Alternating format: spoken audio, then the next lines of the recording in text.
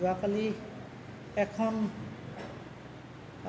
TV news আকাৰে আমি অসম বিধানসভাত মুখ্যমন্ত্ৰী সান্তালী মিডিয়াম বিষয়ত উত্থাপন কৰা কথাটো আমি আদৰণি জনাইছোঁ। কিন্তু আমি আজিলৈকে গভৰ্ণমেণ্টে আমাক অসম সাহিত্য সভাৰ লগত কোনো কনচেণ্ট নোলোৱাকৈ তেওঁ নিজেববীয়াকৈ সিদ্ধান্ত লোৱাটো আমি দুখ প্ৰকাশ কৰিছোঁ। গতিকে অসম চৰকাৰে যিটো যোৱাকালি অধিৱেশনত তেওঁ লিপি কথা কৈছে, এই লিপিটো আমি বিৰোধী কৰিছোঁ আৰু সেই প্ৰস্তাৱটো তেওঁ উঠাই ল'ব লাগে বুলি আমি দাবী জনাইছোঁ অসম চৰকাৰক।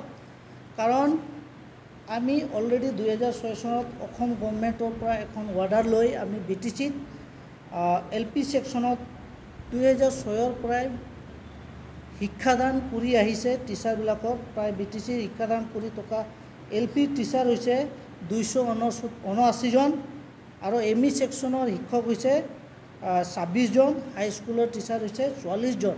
ইহঁতে 2006ৰ পৰাই শিক্ষাদান কৰি আহিছে ৰোমান স্ক্ৰিপ্টত আৰু সেই মৰ্মে আমি স্ক্ৰিপ্ট তেওঁ আমাক জাপি দিয়াটো আমি মানি নলওঁ। কাৰণ অলৰেডি আমাৰ BTC গভৰ্ণমেণ্টে ফাইনেন্সিয়েল এছিষ্টেঞ্চটো 2014ৰ পৰাই দি আছে, লগতে আমাৰ বুক পাব্লিছৰ ব্যৱস্থাটো আমাৰ BTC গভৰ্ণমেণ্টে কৰি দি থৈছে আৰু প্ৰত্যেক বছৰে তেওঁ বুকটো পাব্লিছ কৰি আছে।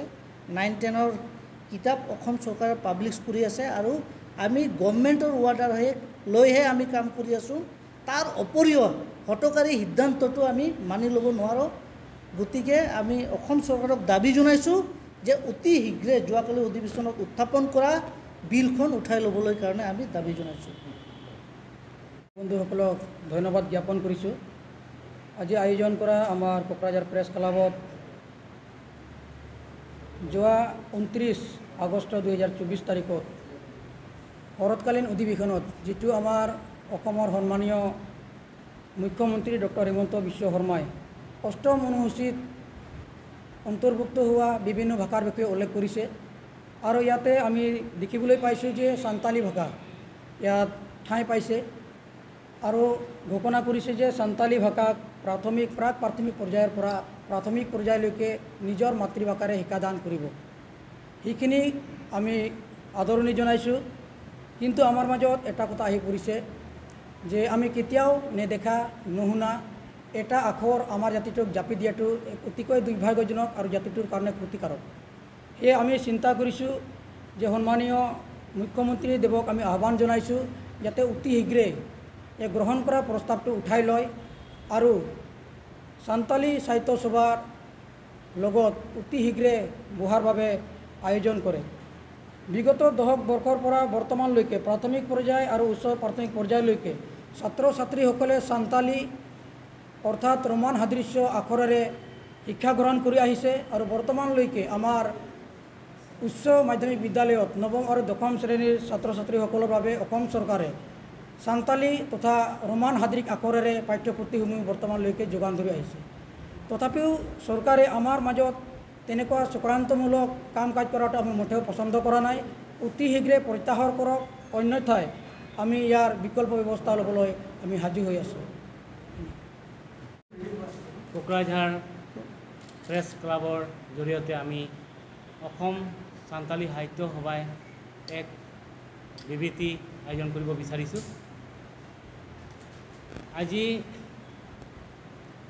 যোৱাকালি 29 আগষ্ট 2024 তাৰিখত আমাৰ অসমৰ বিধানসভাৰ অধিৱেশনত আমাৰ অসমৰ মাননীয় ডক্টৰ হিমন্ত বিশ্ব শৰ্মা দেৱে যি সাঁওতালী ভাষাক লৈ ঘোষণা কৰিছে, ইয়াত দেখা গ'ল অসম সাঁওতালী সাহিত্য সভাই ইয়াত দেখিছে যে যি ভাষা প্ৰাথমিক বিদ্যালয়ত আৰু প্ৰাথমিক বিদ্যালয়ত ছাত্ৰ ছাত্ৰীৰ পাঠদানৰ সম্পৰ্কে আমাৰ সাঁওতালী ভাষা দি সাঁওতালী ভাষাৰ মাধ্যমেৰে শিক্ষা প্ৰদান কৰিব আৰু সেই সাঁওতালি মাধ্যমৰ পাঠদানৰ যিটো মাধ্যম এইটো আমি অসম সাঁওতালি সাহিত্য সভাই আদৰণি জনাইছোঁ।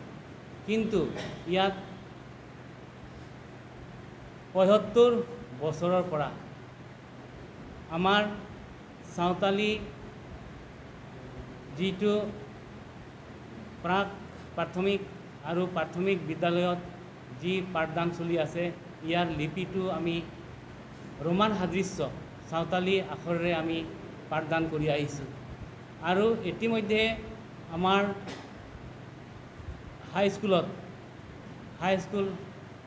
ল'ৰা ছোৱালীবিলাকে সেই ৰোমান লিপিৰে পাঠদান কৰি আহিছে বা শিক্ষা লাভ কৰি আহিছে। আৰু ইয়াত আমাৰ ৰোমান লিপিৰে মেট্ৰিক পৰীক্ষা দি উত্তীৰ্ণ হৈ আহিছে। সেই গতিকে আমি আমাৰ যি অসমৰ মুখ্যমন্ত্ৰীদেৱে ঘোষণা কৰা অলচিকি লিপিটো আমি বিৰোধিতা কৰিছোঁ।